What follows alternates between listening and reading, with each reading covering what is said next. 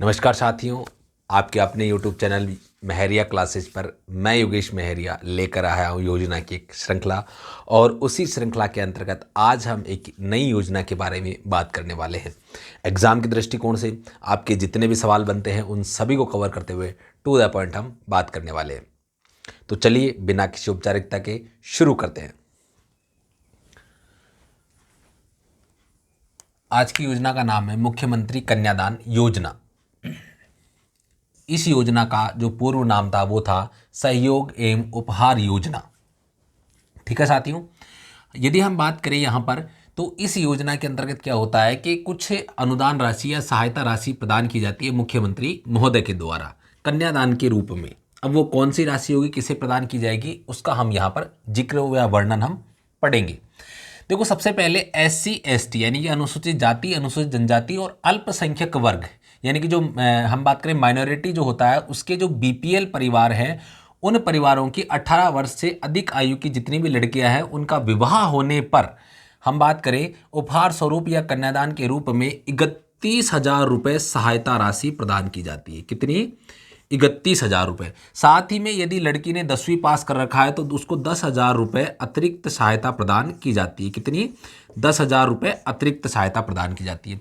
लेकिन यदि लड़की ने स्नातक कर रखा है तो यही सहायता राशि बढ़कर कितनी हो जाती है? 20,000 रुपये उसे सहायता राशि प्रदान की जाती है। तो सीधा सा आपसे सवाल पूछता है, मुख्यमंत्री कन्यादान योजना के अंतर्गत अल्पसंख्यक वर्ग के BPL परिवारों की 18 वर्ष से अधिक आयु की लड़कियों की विवाह करने पर कितनी सहायता राशि प्रदान की जाती है? तो उसमें आपके सामने इस प्रकार का ऑप्शन होगा और पूछा जाएगा तो आपको याद रखना है कि उपहार और कन्यादान के रूप में 71,000 रुपये, 10वीं पास करने पर 10,000 रुपये अतिरिक्त और स्नातक पास करने पर 20,000 रुपये अतिरिक्त सहायता प्रदान की जाती है।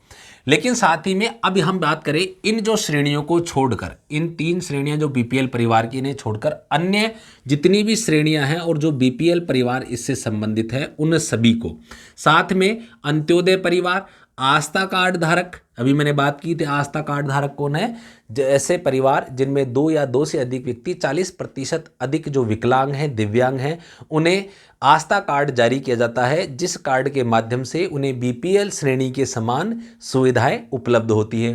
ठीक है। और यदि हम बात करें आर्थिक रूप से कमजोर विधवा महिला, अब आर्थिक रूप से आप सभी जानते हैं कि भाई जिसके पास जो है धन संसाधन, रुपया पैसा, जिसकी आमदनी वार्षिक रूप से अधिक नहीं है, आमदनी के साधन सीमित है। आगे हम बात करें विशेष योग्यजन व्यक्ति, ठीक है, यानी कि हम बात करें दिव्यांगजन, हम अपंग जिसको हम कहते हैं मुख्य रूप से, तो उसकी हम बात कर लेते हैं। आगे हम बात करें पालनहार योजना में लाभार्थी लड़कियां।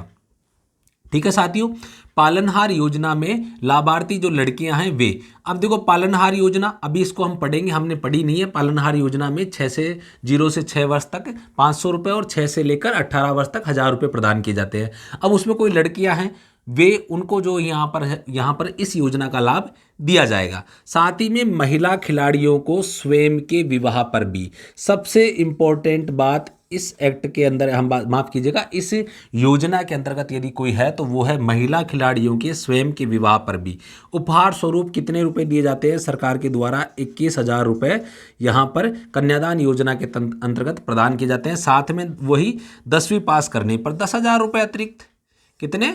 10वीं पास करेंगे तो कितने मिलेंगे? 10,000 ज़्यादा मिलेंगे। और स्नातक कर लिया तो हमें कितने मिलेंगे?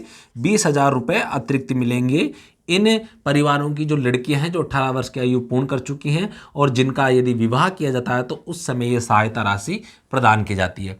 अब चलिए, अब इस योजना के संबंध में सभी जानकारियां, आपके कंसेप्ट क्लियर हो चुके होंगे, लेकिन हम रैपिड रिवीजन कर लेते हैं। सबसे इंपॉर्टेंट बात जो है यहाँ पर आपको याद रखनी है, मैंने यहाँ आपको बताया, इसको भी आपको याद रखना है।